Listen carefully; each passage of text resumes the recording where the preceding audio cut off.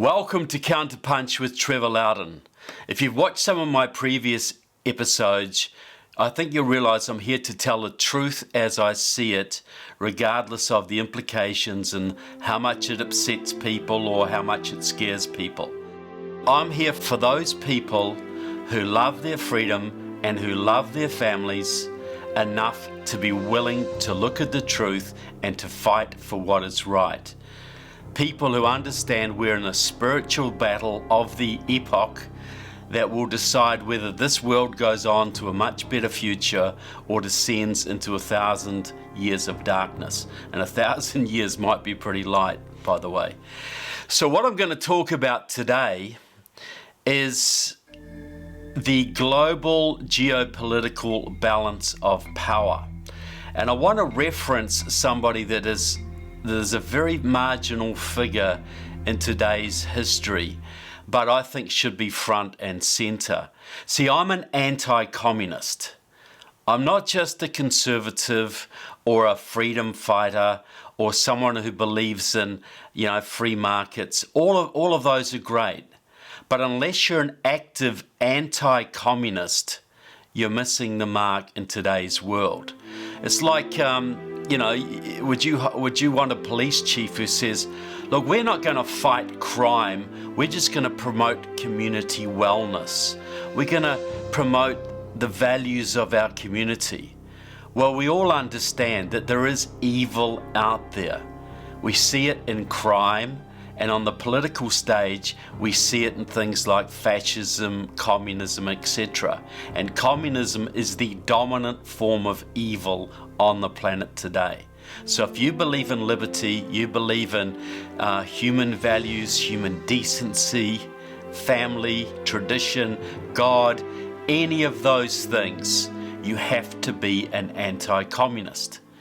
So why, most people don't believe there is a communist movement today. They say, well, yes, there's China, yes, there's North Korea, and China is really throwing its weight around, but they're not really communist anyway. They're sort of more of a capitalist oligarchy, more of a fascist sort of system. And there is a little bit of truth in that, but I want to go into what I believe the international communist movement is and what its intentions are and how close it is to achieving those intentions. Now, I'm an anti-communist, but I'm also a subset of anti-communism, a very small subset. I subscribe to the theories of Anatoliy Golitsyn.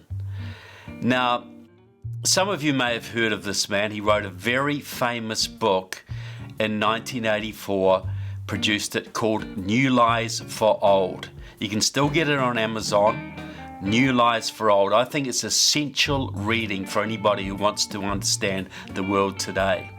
But who was Anatoliy Golitsyn? And I believe he may still be alive, but if he is, he's very, very old now. And I hope one day that man gets either in person or posthumously the Presidential Medal of Honor for the work he has done for freedom on this planet. Well, Anatoliy Golitsyn was a senior Soviet KGB officer in the late 1950s. He defected to the West in 1961 through Helsinki, Finland. He first applied to the British, who turned him down. Then he was picked up by the Americans, came to the United States, and he had a story to tell. He was championed by James Jesus Angleton, who was the head of CIA counterintelligence at the time. But most of the CIA was very opposed to Golitsyn. They thought his theories were crazy, what he said was crazy, and he was largely discredited, and is still discredited today. But I believe Angleton was right and that Golitsyn was right, and I think history has borne that out. Because this is what Golitsyn had to say. He said in 1957 there was a world gathering of communist parties all over the world, about 80 communist parties assembled in Moscow. And there a plan was revealed. It was developed by Shelepin, the head of the KGB, It was a long-term strategy for the world domination of communism. And part of it was drawn on the fact that Tito of Yugoslavia, the dictator of Yugoslavia, had broken with the Soviet Union. They had a fallout. He'd broken with the Soviet Union, and all this American money came flooding in. All this Western money came into Yugoslavia to try and draw Tito completely out of the communist orbit. And the Soviets really paid attention to this. And they thought, well, if we can have a split in the movement, and that gives us a lot of American money and an avenue into the West through that money, maybe splits on an even larger scale managed by us could achieve even more progress for the world communist movement. So what Golitsyn said was this: it was decided there would be a major split between China, the Communist Party of China, and the Communist Party of the Soviet Union. That there would be more splits. There would be, Romania, countries like that would eventually try and strike an independent course, and they would be courted by the West and funded by the West as an attempt to break up the Soviet bloc. And then eventually there would be a collapse, a major withdrawal from communism. The communist movement, the leadership of the communist movement would collapse, or rather go into the background, and the West would rejoice, and the West would pour tons and tons and tons of money into the former Soviet bloc countries, rebuild all their infrastructure. Meanwhile, the real leadership of the Communist Party would be working in the background, maintaining control through the KGB and raking the money in of the West. The other side of it would be that the West would disarm, because you don't have a Soviet threat anymore.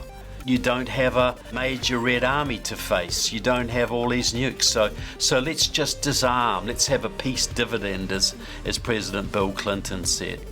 I'm not sure how you say it. Arbatov, the top Communist Party official, was in Irvine, California in the late 80s and said the biggest victory of the Soviet Union was to take away the image of the enemy, so that the West no longer feared the Soviets.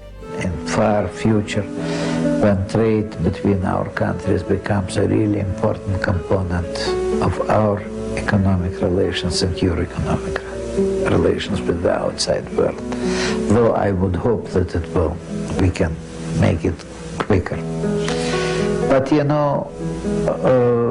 I think that the first stage must be mainly political and psychological. We have to destroy the image of enemy.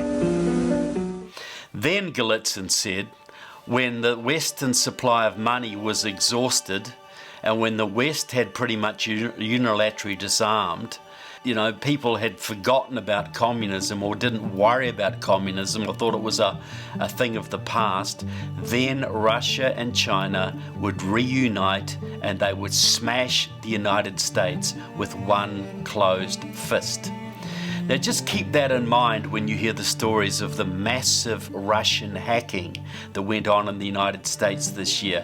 Every department of government was deeply penetrated by this big hack.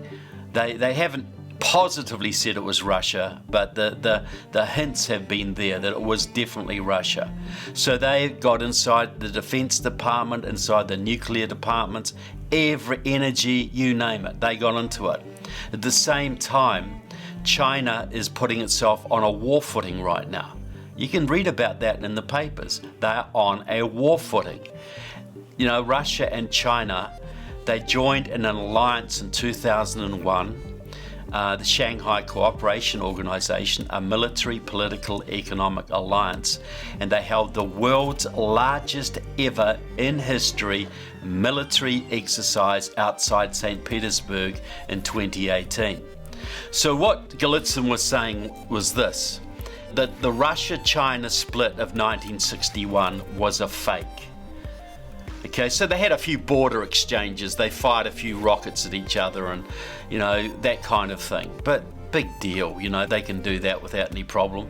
That set China up to suck Nixon into opening trade with China in the 70s, because there'd been a split between Russia and China. The world communist movement was split.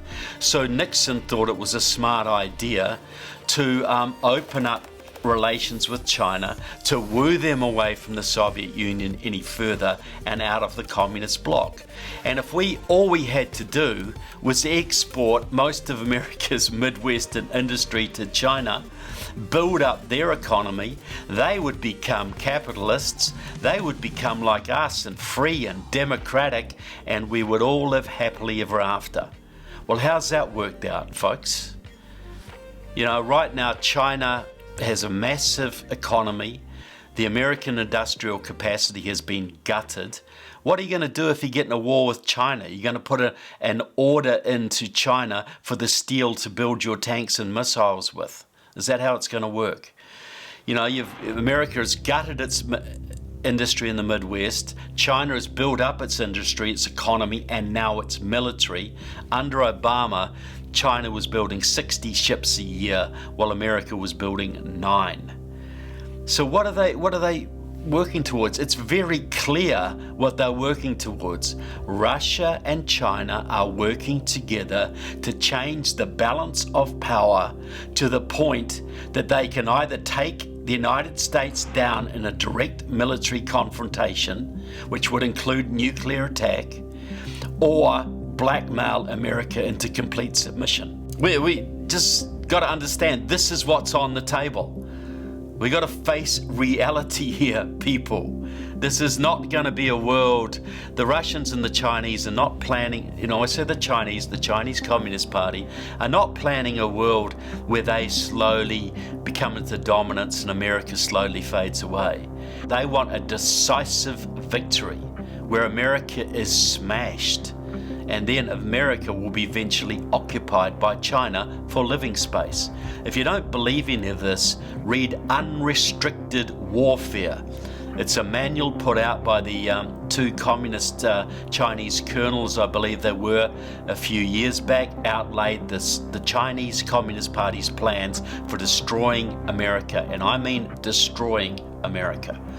So back to Golitsyn.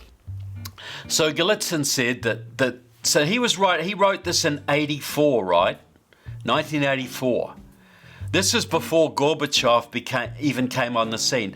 Golitsyn said, writing in 1984, he said, fallback of communism. The communism would be de-emphasized. Maybe they would even give up the word. The Eastern Bloc countries would be liberated. The Berlin Wall would come down. The Soviet bloc would collapse. This was 84, the height of the Cold War, before we'd ever heard of Gorbachev, who came in 85. And that would lead to a massive disarmament in the West. It would lead to a complacency while Russia and China built up their militaries and eventually reunited to take down the United States and the Western world. This is what he said. Okay, now virtually, Golitsyn made about 200 predictions, I believe it was, and about 180 of them have come true. But still you'll get CIA officers and say, no, but Golitsyn was a crazy guy, blah, blah, blah, blah, blah. No, he wasn't a crazy guy. He is proven very prophetic. Now, I have my own corroboration of these theories, and these are anecdotal. But I'll share them with you. I don't expect you to believe these stories that I'm about to tell you, but I think you will find them at least interesting and thought-provoking. I've said before that I had a friend in New Zealand who had been a New Zealand government agent inside the New Zealand Socialist Unity Party, the pro-Soviet Communist Party of New Zealand. And in 1983, he was sent to Moscow for training, delegation of 4 of them. There was 3 genuine communists and 1 fake communist, pretending to be a real communist. So they spent 3 months in Moscow, and they were told there that there was going to be a massive opening to the West, that there was going to be a huge change in Soviet policy. And this was designed to weaken Western solidarity, to weaken the Western military, weaken Western anti-Soviet resolve, and flood massive amounts of Western capital into the Soviet Union and the Eastern Bloc to build up the military. And this would lead to a Russian-Soviet victory over the West. It was going to be a ploy. Now these people were told this. There were 6,000 of them training in this school. And they were told that this had been long planned, that the communist movement did best in times of détente rather than confrontation, best in times where, you know, there was peaceful relations and there could be lots of capital coming in, lots of trade. That would make it easier for spies to infiltrate into the Western countries. There'd be a lot of Western money coming in. So they always did better in times of détente. And what was coming was the détente to blow away all previous détentes. This would be a de-emphasization of communism. They would give up the word, but not the goal. My friend told me that part of this big opening to the West would be choose a new leader for the Soviet Union who would do this, who would be a break with the old, some kind of new character that would be much more acceptable to the West. So originally this was supposed to be Andropov, the head of the KGB, who became the leader of the Soviet Union about 1980. And he was portrayed in the Western media as a sort of hip, cool, whiskey-drinking, jazz-loving new breed of Soviet leader. He was supposed to do this big opening, but he got kidney disease and he died. So they had to bring in the old Stalinist Chernenko until they could train up the new leader. Well, that new leader was Mr. Gorbachev, who became famous for tearing down the Berlin Wall, for perestroika and glasnost. It was a scam from start to finish. You know, the Russians are chess players. They know how to give up a pawn to get a king, right? So they give up a word, communism, but they keep the structures intact. They keep the Communist Party of the Soviet Union intact. They keep the KGB intact. They keep the military intact. Yeah, they can free up the economy. They can have private businesses and all that kind of thing. Lenin did that in the early days of the revolution, the new economic policy. When the revolution was starving, Lenin created private businesses. He allowed private businesses back into the Soviet Union, and it rebuilt the economy for a time. And the West gloated, saying Lenin's given up on communism. See, he sees free enterprise as the answer. Well, when Stalin came in, all that went because it was no longer useful. Now we need to understand a little bit about communism too, because people don't understand this. They think because China is adopting free market policies, Vietnam is adopting free market policies, Russia has private business, that they can't be communist.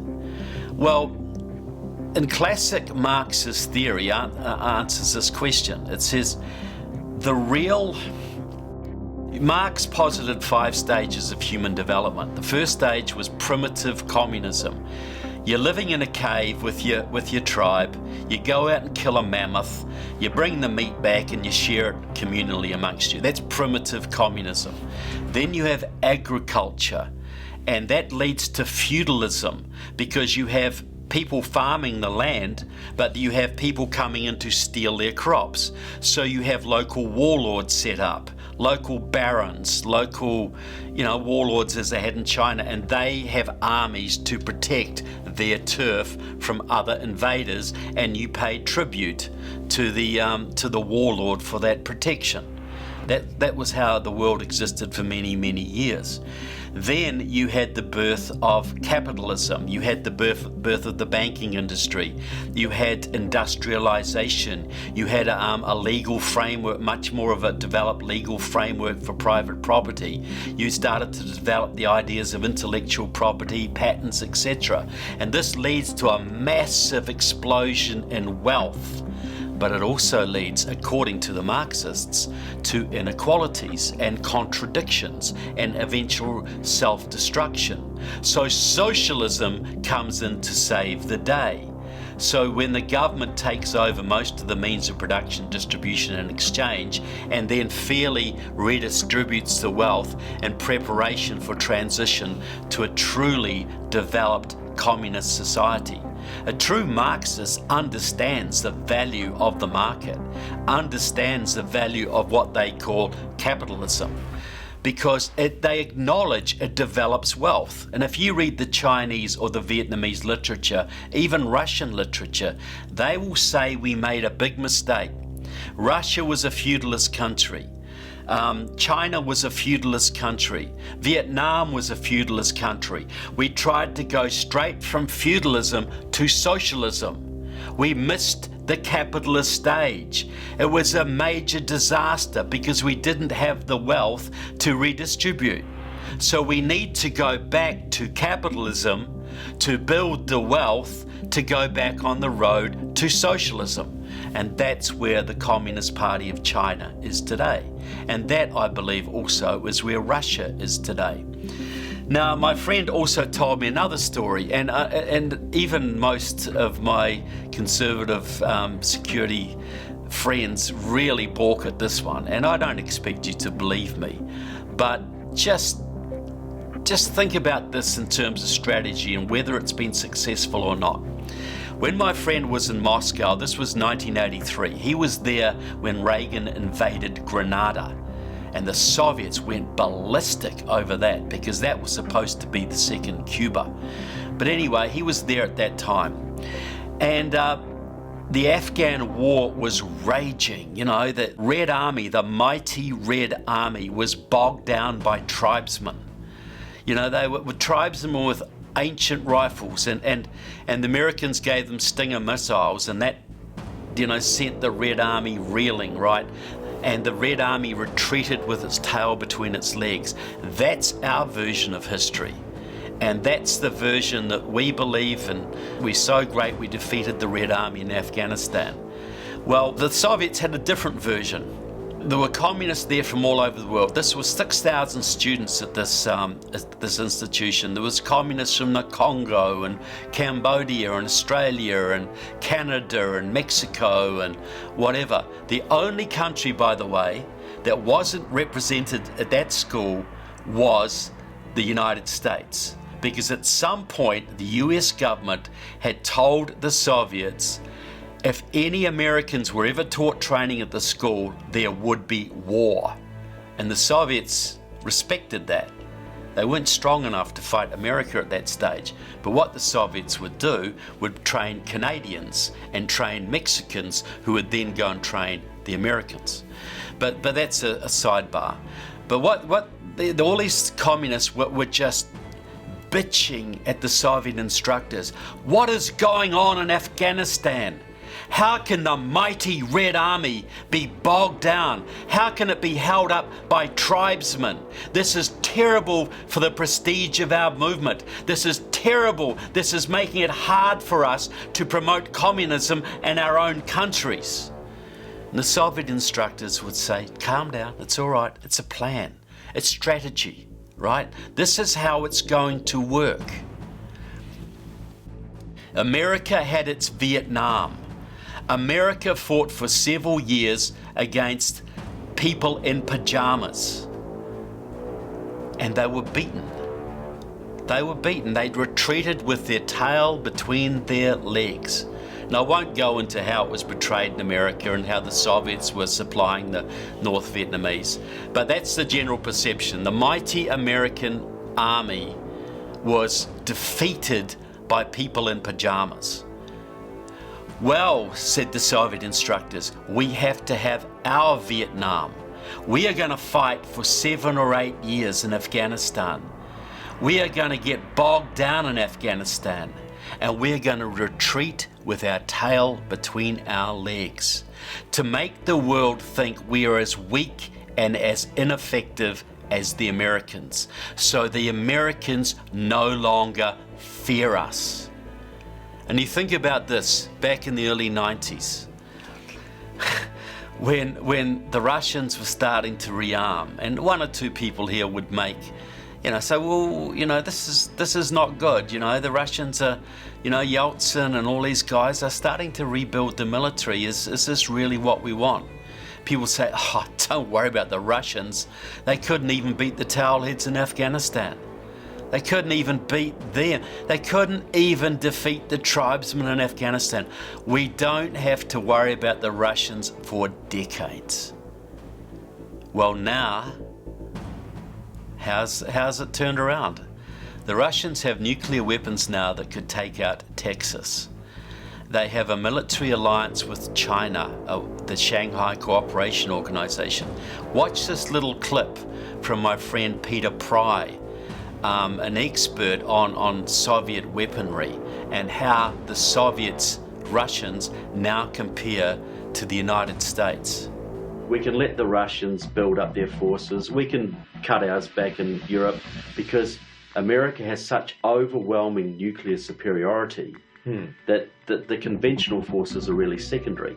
That used to be the argument. And there was a time in the Cold War, early in the Cold War, before we had the nuclear arms race and they caught up to us, where that was true.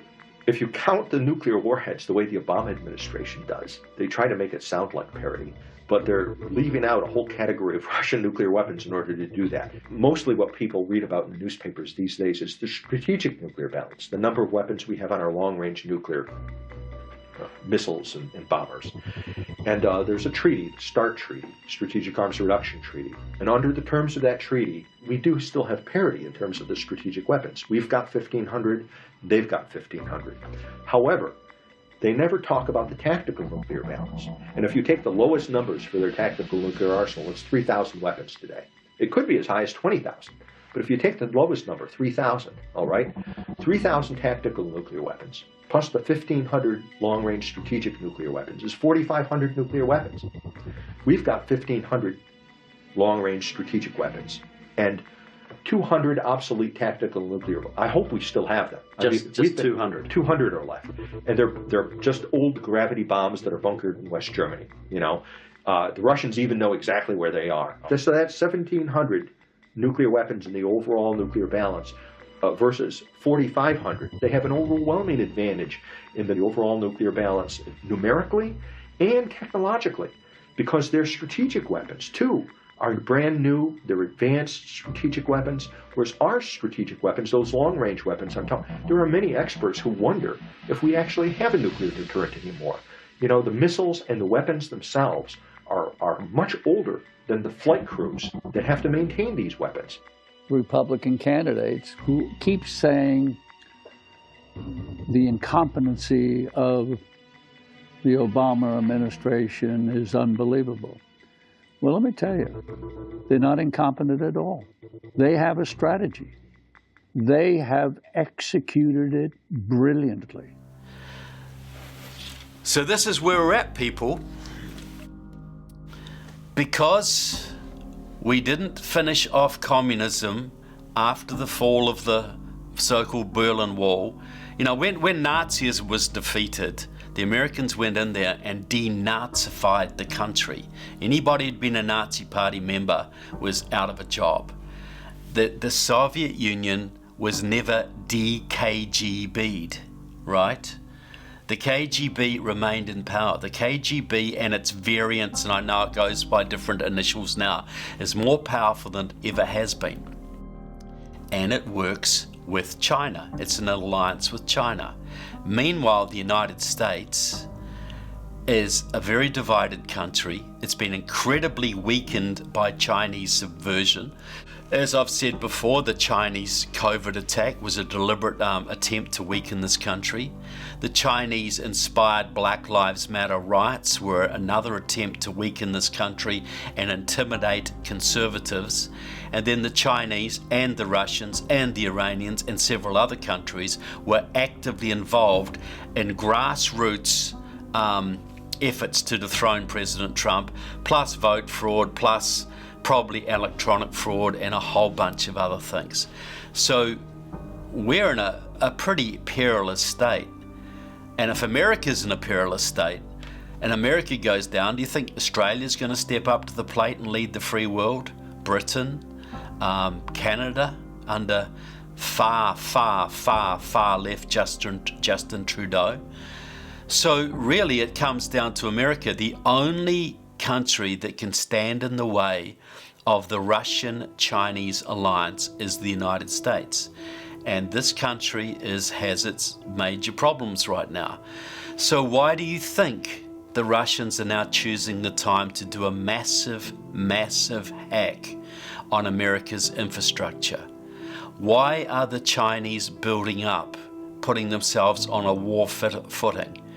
We've got to get out of our delusions, folks. They're building up because they sense a weakness, especially if Biden is the president, a weak America that can be easily taken out. And if you think the age of big battles is over, the wage of war is over, and because we've had 60 years of peace, no. We've had 60 years of peace because America has been very strong and very united and very willing to stand up against the Soviet Union and China. Those days, if President Trump is not restored, are over. What does that mean for the peace of the world and the future of this planet? It's not pretty, folks, but I'm not here to tell you pretty fairy stories. I'm here to tell you the truth as I see it. We got to confront the truth. We got to prepare ourselves. We've got to work to shore up our own countries, to make our own countries as anti-communist and as strong as we can. We got to make sure that an American borders like me have to make sure this country recovers, because we've got a very limited window of opportunity to do that, and we've got to make the most of it. The thing that encourages me is Trump was elected in 2016, and I think that was a miracle. I think that was a touch of the miraculous. I don't know what your religious beliefs are, but I think we're in a spiritual battle between good and evil, and I think God is on our side. So we got to keep that in mind, and we got to keep fighting and not to get dispirited, but we have to confront reality. No more dreams, no more delusions, no more Alice in Wonderland, no more fantasies. So thanks so much for watching. I hope you found it interesting. Remember, like us, subscribe to us, support Counterpunch with Trevor Loudon. Thank you so much, and God bless America.